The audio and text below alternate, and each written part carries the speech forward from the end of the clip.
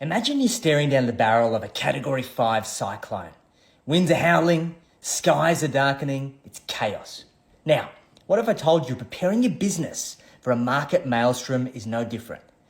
Let's batten down the hatches and dive into how we're actually going to be weathering an upcoming cyclone and how this actually relates back to your business and what you got to do to make sure that you can prepare for the unforeseen.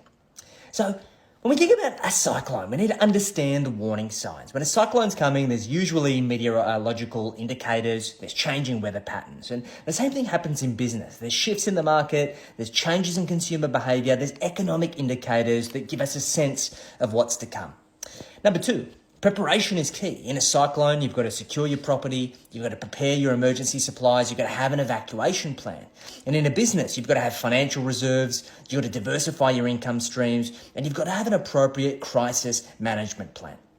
And three, you've got to stay informed and you've got to keep adapting, because in a cyclone, you've got to monitor the weather updates and you need to make sure that you can adjust your plan quickly and nimbly as required. And same thing in business. You need to stay abreast of what's happening in the market and you need to be prepared to pivot accordingly. Four, you've got to understand the importance of a strong foundation. So in a cyclone, you've got to make sure you find yourself in the strongest room of the house to make sure that you can withstand the multiple 100-kilometre-an-hour winds. And the same thing in your business. You've got to make sure that you've got a strong business model and you've got core values that can help you navigate that economic storm and that can stand the test of time.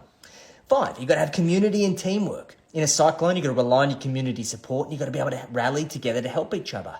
And in business, you've got to be able to build a solid team and you've got to make sure you've got the appropriate support systems in place.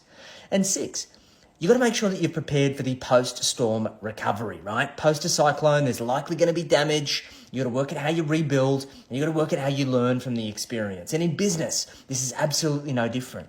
There's always going to be storms that we weather and there's going to be mistakes that we make. So we need to analyze what went wrong. We've got to adapt our strategy and then we've got to emerge back stronger than ever. So as I prepare for this cyclone and get ready to bunker down over the next few days, I think this is a really great reminder, given the time of year, that you look for opportunities to bunker down and review your wealth strategy and your business strategy that can stand the test of time. We've got to face it, right? If you find yourself without being prepared in a situation whereby it catches you by surprise, you may not be able to control the storm, but you can definitely work out how to sail through it accordingly. I'll see you on the other side.